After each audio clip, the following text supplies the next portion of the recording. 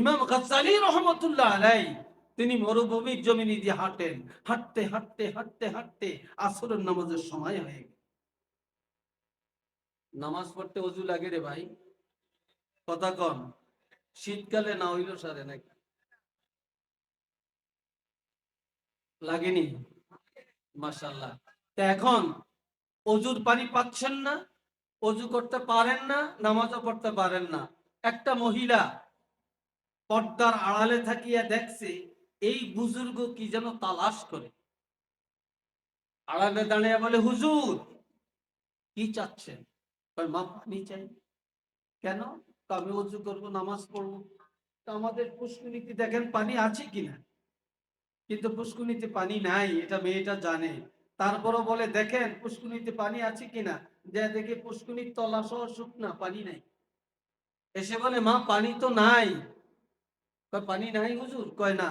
কয়, একটু দাঁড়ান, একটু দাঁড়ান, পানি পাবেন, পানি পাবেন।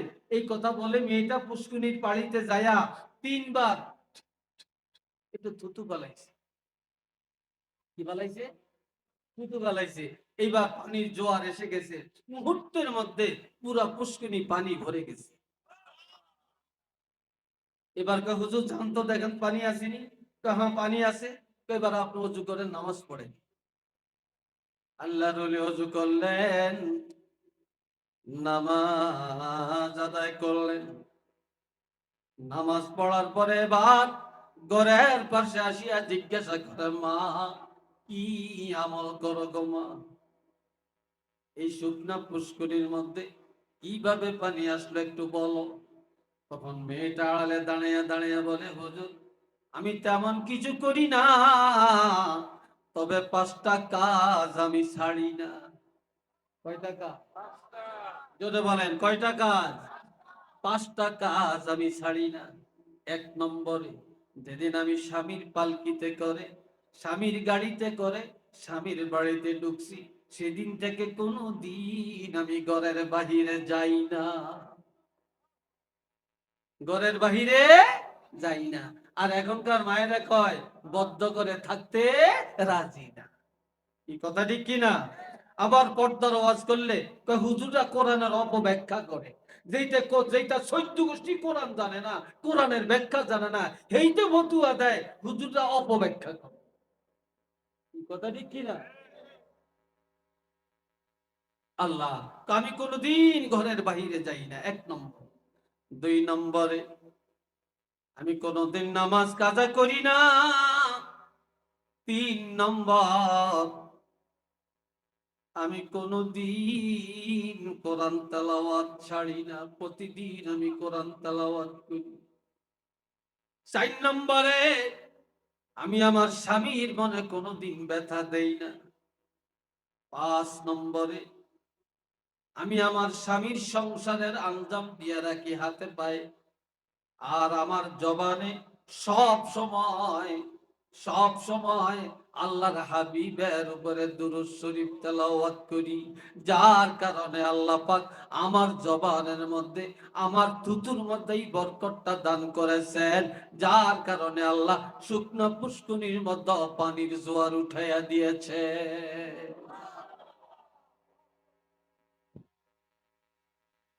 এখনকার মায়েরা বললে শুনলে রাগ করবেন, এরা থুতু পালাইলে কতটি কিনা বাড়িব, আর কিচ্ছু পাইতে। কি কথা ঠিক কিনা? হ্যাঁ, দুর্গন্ধ মনে হয় এখান দিয়ে হাঁটা যাবে না। আল্লাহ বুঝ দান করেন সবাই, কোন আমি আল্লাহ হেদায়েত দেন, বলেন আমিন। ওয়াল্লাযী আরসালা রাসূলাহু বিল হুদা ওয়া দীনিল হক, তিনি হলেন আল্লাহ যিনি তার রাসূলকে পাঠালেন কোরআন সহ এবং সত্য ধর্ম সহ। কেন? লিইয়ুযহিরাহু আলাদ-দীনি কুল্লি, এই দুনিয়ায় মানুষের মন গড়া যত ধর্ম, সকল ধর্মের উপরে এই সত্য ধর্মকে প্রকাশ করার জন্য। সকল কিতাবকে বাতিল ঘোষণা দিয়া এই সত্য কিতাবকে প্রতিষ্ঠিত করার জন্য। ওয়ালাউ কারিহাল মুশরিকুন, যদিও মুশরিকদের কাছে অপছন্দের হবে, কাফেররা ভালোবাসবে না, মুনাফিকরা ভালোবাসবে না, ইহুদির কাছে ভালো লাগবে না, বেঈমানের কাছে ভালো লাগবে না, ফাসিকের কাছে ভালো লাগবে না, তারপরেও এই জমিনে ইসলামই থাকবে, এই জমিনে কোরআন ছাড়া আর কোনো বিধান আসবে না, এই কোরআনের কথাই বলতে হবে, এই কোরআনের রাজনীতি চলবে, কোরআনের সমাজনীতি চলবে, কোরআনের ব্যবসা চলবে, আর এই কোরআনেই মানুষের সব জায়গায় চলবে। একটু চিল্লে বলেন না সুবহানাল্লাহ, আর একটু জোরে কোন আলহামদুলিল্লাহ। আল্লাহ, আমরা আজ এই যে আপনাদের এখানে মাদ্রাসা, আমি যখন আসছি এই জায়গা ছিল খেত। প্রথম যখন আসছি এই জায়গা ছিল খেত। এই কথা শুনেন, দু একজন উঠেন কেন জুতা হাতে করিয়া? কে কইছে? কইছে কে? এরকম না কথা। হ্যাঁ, আল্লাহ শুনেন, খেত আসিল, ডোবা আসিল, এরপর এই জায়গা ভরাট করছে, বুঝছিনি? ভরাট করছে, ভরাটও হরিয়ে দিচ্ছে অনেককে। এরপরে ওই খেত হইছে মাহফিল, ও যেন খেত, খেত হইছে মাহফিল, ঠিক নি? এরপরে আবার এই স্কুলের মাঠ আসিল না, এটা আস্তে আস্তে স্কুলের মাঠ নাই না, আস্তে আস্তে এরা একটু একটু ভরাট করছে, অনেকটু মাঠ হইছে, এখন এখানে হয়। কথা ঠিক কিনা? এখন এখানে হয়। এই দেশ কি আমি কম চিনি? আর আমি কি কম আইছি নাকি? আপনাদের এই দৌলতপুর কি কম চিনি আমি? দৌলতপুর এই পাড়া ওই পাড়া, কে আমার চিনাবেন বলেন? সব তো আমার জানাশোনা। হ্যাঁ, এখন না আপনারা আমগরে লাগেছেন চিনেন না, এরকম হয়ে গেছে। হ্যাঁ, আল্লাহ, আল্লাহ বুঝার তৌফিক দেন, বলেন আমিন।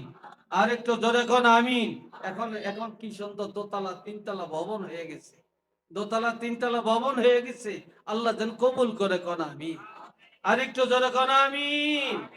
তাহলে এই যে মাদ্রাসা হইছে, এই মাদ্রাসা এই দেশের জন্য নেয়ামত না জহমত?